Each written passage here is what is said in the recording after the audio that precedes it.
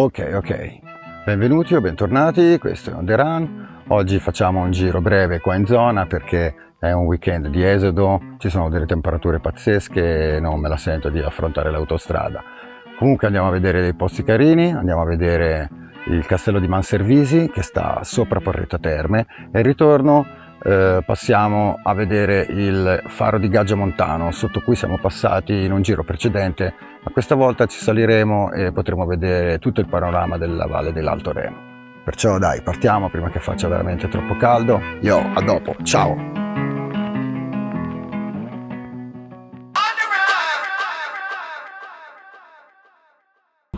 E ok, eccoci qua, siamo a Casteldaiano, quasi un passaggio obbligato. Vedo che c'è una gran vita, beh sì, adesso che cominciano a esserci delle temperature abbastanza importanti, come vedete questi posti si popolano, per cui insomma c'è molta più gente in questo periodo che non in altri. La nostra meta, contrariamente a quello che ho detto nell'intro, che ho detto che saremmo andati prima a vedere il castello di Manservisi e poi il faro di Gaggia Montano, è il contrario, andiamo prima a vedere il faro di Gaggia Montano e poi il castello di Manservisi. Faremo un piccolo anello e poi ritorneremo probabilmente o su questa strada o su un'altra, decideremo lungo la strada. Il mio intento è quello di rimanere un po' in quota per cercare di avere un po' più di fresco e tornare quando insomma un po' le temperature giù sotto saranno un po' scese. I posti che andiamo a vedere oggi sono molto carini secondo me, soprattutto Villa Manservisi. Non è propriamente un castello, viene detto castello Manservisi, ma è più una villa secondo me, anche se ha le fattezze di un castello, ma è stato credo fatto a fine dell'Ottocento, durante un periodo in cui i dettami artistici erano un ritorno alle architetture del Medioevo, per cui molti costruttori, molti proprietari di queste ville li trasformarono in un po' in mezzi castelli neogotici. Questo in particolare lo è. L'altro invece è appunto questo bizzarro monumento ai caduti costruito su questa roccia sopra il paese. È veramente particolare perché ha questa architettura strana che sembra fluttuare nel cielo, che a me in qualche modo mi affascina tantissimo. E poi insomma dai, ritorneremo appunto cercando di rimanere in quota, vedremo un po'. Allora dai, facciamo partire il chiacchierandom e niente, siccome io di moto certamente non posso parlare, non mi sento in grado di poter dire assolutamente nulla, che cosa mi resta? Un po' parlare della musica e di me stesso. D'altronde sono rapper, che ti aspettavi? Il rapper parla di se stessi. No, vedi, dai, è un po' un modo per magari togliere qualche curiosità, qualche domanda che mi è stata fatta nel corso appunto delle mie svariate date in giro per l'Italia. Una di quelle che mi ha messo sempre più in difficoltà è: ma tu di dove sei? C'è un po' una domanda difficile perché è una domanda che si presta a molte interpretazioni, cioè cosa devo intendere con questa domanda, che cosa devo rispondere, da dove vengo, dove sono nato, da dove abito, non è molto chiaro, sono sempre un po' in difficoltà. Allora cominciamo a spiegare quella che insomma forse è l'intenzione primaria di questa domanda, che è: dove sei nato? Io sono nato a Caserta nel 1971, per cui sono un bel po' di anni fa, ma sfortunatamente non mi posso definire casertano o campano perché non ho abitato a Caserta per sufficiente tempo da assorbirne la cultura. Certo, sono stato svezzato credo a mozzarelle. Il fatto è che appunto io vengo da una stirpe di militari, sia il mio papà che entrambi i miei nonni appartenevano all'arma dell'aeronautica. A Caserta c'è questa enorme caserma, è una scuola dell'aeronautica militare e mio nonno e il mio papà lavoravano lì e infatti mia mamma e mio papà si sono conosciuti in ambito proprio militare. Allora il pacco di avere genitori militari, a parte una disciplina ferrea per il quale ho avuto sì non pochi contrasti, i militari vengono assegnati in base alle esigenze di ruolo e insomma la mia famiglia si dovette trasferire. Mio padre venne assegnato a Bergamo, all'aeroporto di Orio al Serio, che ai tempi era un aeroporto militare. E io insomma sono cresciuto, i primi ricordi che ho ce li ho lì. Perciò di Caserta ho veramente pochi ricordi. Però una cosa che è abbastanza curiosa, io ho abitato per quel poco tempo nella reggia di Caserta. Allora, dovete sapere che questa grossa struttura militare che è la scuola ufficiali o sottufficiali, adesso non lo so, non entro nei dettagli perché non li conosco, forse avrei dovuto documentarmi meglio almeno sulla mia vita, però vabbè.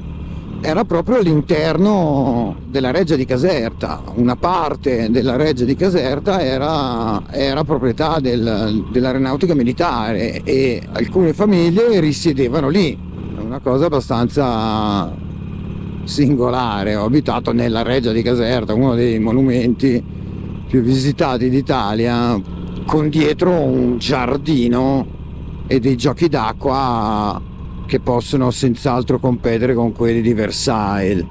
Però questo è tutto, insomma, un po' tutto quello che so un po' del mio passato casertano. Poi i miei nonni sono rimasti ad abitare lì e noi ovviamente ogni festa comandata scendevamo a trovarli. Qualche cosa mi ricordo, ma fondamentalmente poco. Mi ricordo i capodanni in cui mia nonna ci faceva accendere le stelline e i bengala, quelli piccolini, sul balcone alle 9:30, alle 10, perché poi verso mezzanotte c'era la gente che sparava dai balconi e allora si chiudevano tutto e non si scendeva in strada, non si faceva niente perché volavano mobili. E sì, mi ricordo le magnate di mozzarella, quella non mancava mai, anche perché poi ce la spedivano. E, insomma, il mio retaggio casertano è abbastanza limitato, e un po' me ne dispiace perché è un po' essere senza radici, è un po' una cosa che ho sempre un po' sofferto, questa cosa di essere stati un po' sradicati dalla propria terra, di non averla appunto neanche conosciuta, è un po' una cosa che mi porta, chiaramente non è colpa di nessuno, però è un po' così, è il fatto di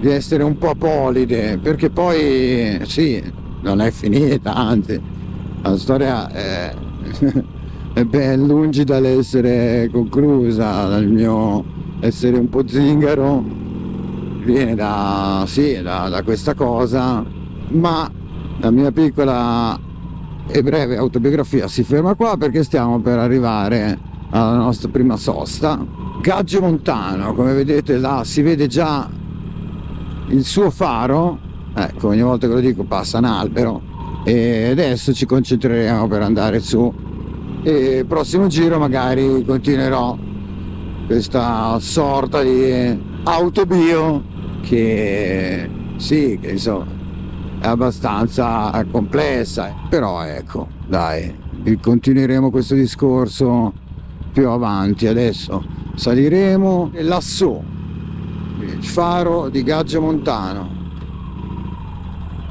Noi ci piazzeremo qua se troviamo un posticino. Guardalo da sotto, sì, sembra un pezzo di astronave. Bisognerà salire fin su. Speriamo la mia gamba matta non mi ceda. Va bene, dai, ci proviamo. Per cui dai, andiamo a fare la nostra visitina e poi continuiamo il nostro viaggetto. Yo! A dopo, ciao. Eccoci qui a Gaggio Montano, sotto il faro, e c'è anche questo bel piccolo borghetto che adesso attraversiamo e saliamo per vedere com'è sopra. Andiamo, andiamo.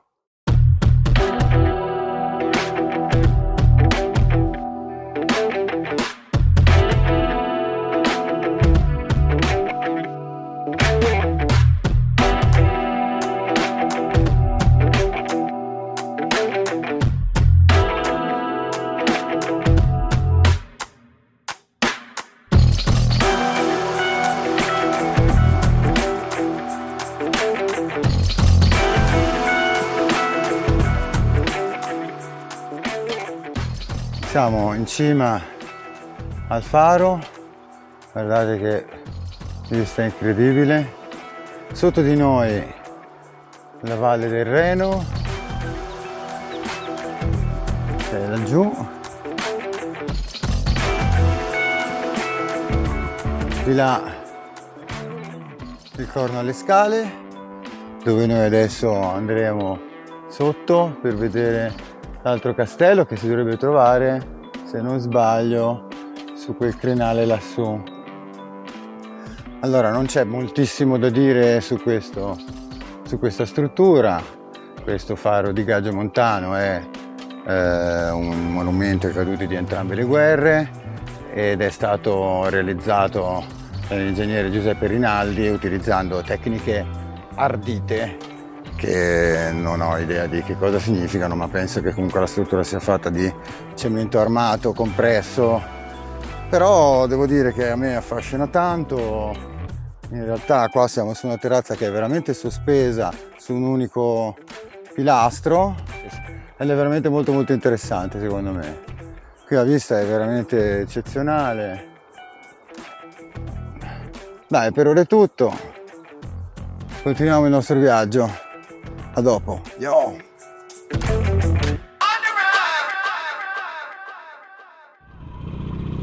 Ok, fatto il faro di Gaggio Montano.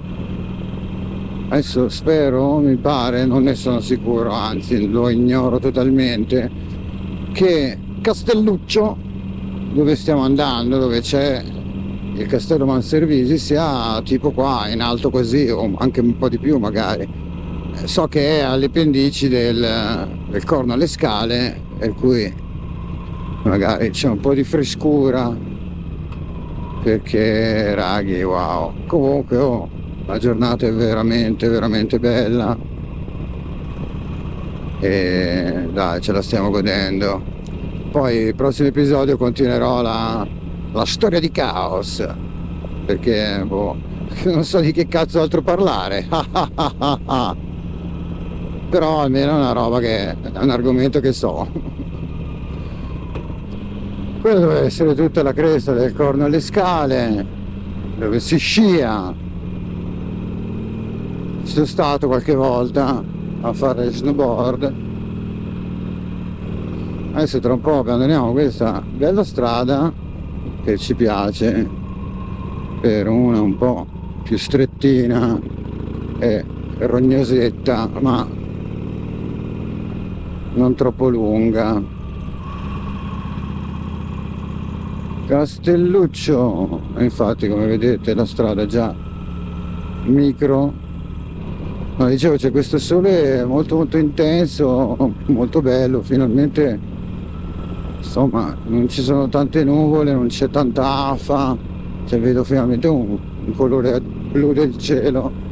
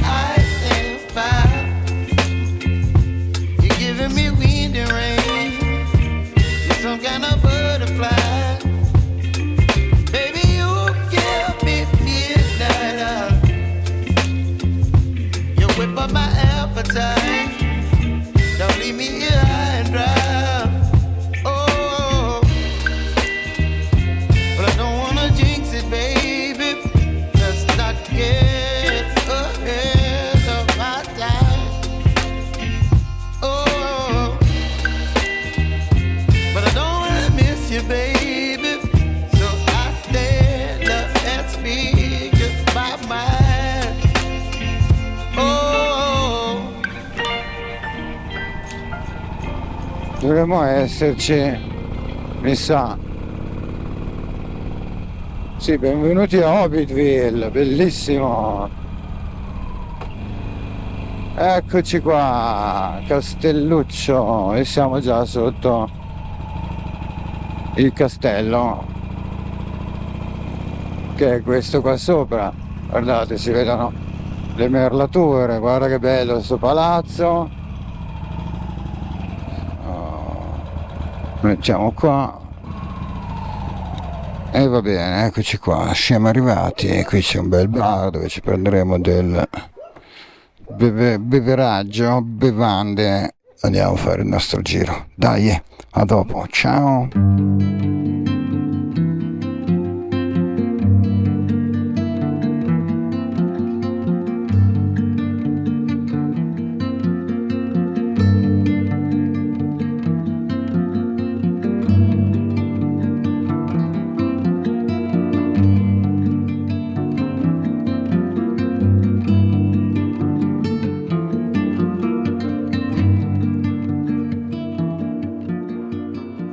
Ok, eccoci qui davanti all'ingresso del Castello Manservisi.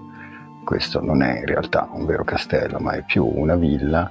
È stata costruita a fine dell'Ottocento da Alessandro Manservisi, un ricco sarto di Bologna che ne fece una colonia per bambini poveri, veramente lodevole. Questi bambini venivano estratti a sorte e potevano stare da, mi sembra, giugno a ottobre, tutto spesato in questo luogo di villeggiatura. È decisamente molto bello, all'interno ci sono delle sale davvero interessanti. La nota particolarmente curiosa, il simbolo araldico di questa villa è una mano mozzata e sotto il motto con scritto: dai nemici mi guardi Dio, che dagli amici mi guardo io. Perciò adesso riprendiamo il nostro giro, proveremo a restare al fresco il più possibile. Andiamo, ciao, ciao!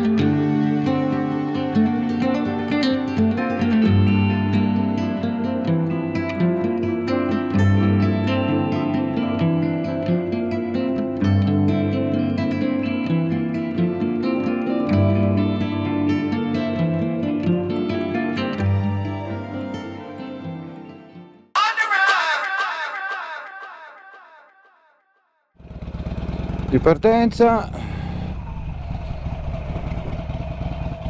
ultima occhiata a il Castello Manservisi, veramente bello.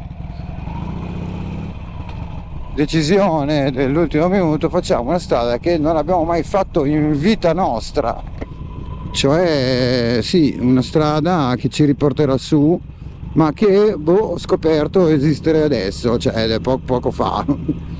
Comunque vedi la cosa veramente affascinante di sti posti, che anche se li bazzico da svariati anni, cioè ci trovi sempre una strada nuova, un posto nuovo da vedere. Sì, certo, raghi, non mi metto certo a competere con motociclisti più esperti e blasonati che vanno in posti assurdi, estremi. Io nel mio piccolo, nemmeno troppo lontano da casa mia, riesco a divertirmi e a trovare posti interessanti facendo strade e percorsi che si adattano un po' al mio livello di guida, che è scarso. Adesso scendiamo. Porretta Terme, come dice il nome, ci sono le terme, io ci sono stato, le ho fatte, molto carine, e c'è anche in estate il Porretta Soul Festival, che è questo festival di musica soul. Non ci sono mai stato, devo dire la verità, ci verrò un giorno magari. Questa strada che stiamo facendo adesso era la vecchia Porrettana, adesso questo tratto non lo fa nessuno perché hanno fatto una specie di superstrada, lì di fianco c'è un ponte enorme che attraversa tutta la valle, dove la gente va a buscio proprio. E infatti qua, come vedete, non c'è nessuno. No dai, avete visto? Sì che l'avete visto.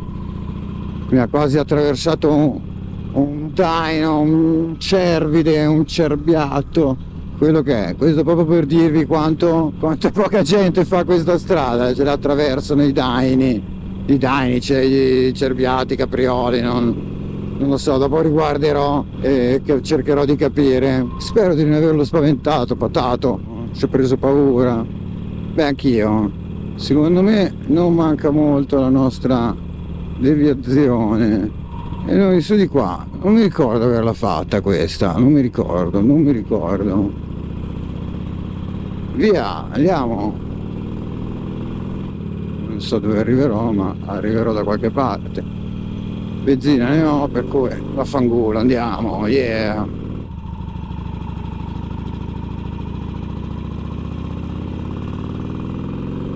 Beh, curvette ce ne sono. Che figata. Davvero bello. E siamo quasi arrivati al bivio che ci riporta in strade che conosciamo. È un giro molto carino, anche se piccolo, sotto casa, poi vabbè, circa 200 km ci facciamo, anche qualcosa di più forse, e abbiamo visitato 2 posti interessanti. Insomma, non torniamo a casa a mani vuote. Io ho cominciato quella che sarà per una rubrica abbastanza lunga, la storia di Caos. No, è giusto così, per riempire i buchi. Io non lo so se c'è qualche curioso, visto che nella vita non è che mi sono molto esposto, non ho raccontato così tanto, non è che mi abbia fatto neanche così tante domande, per cui magari mi posso anche legittimamente chiedere, magari non gliene frega un cazzo a nessuno della storia mia. Sì, dai, certamente non passerò la storia come un artista così determinante. Ho fatto quello che ho potuto, come ho potuto, fin quando ho potuto. Siamo quasi arrivati a casa.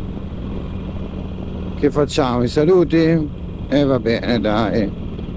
Perciò, con la speranza che questo giro vi sia piaciuto, e dai, ci vediamo al prossimo episodio. Questo è On The Run, statemi buoni e alla prossima. Ciao.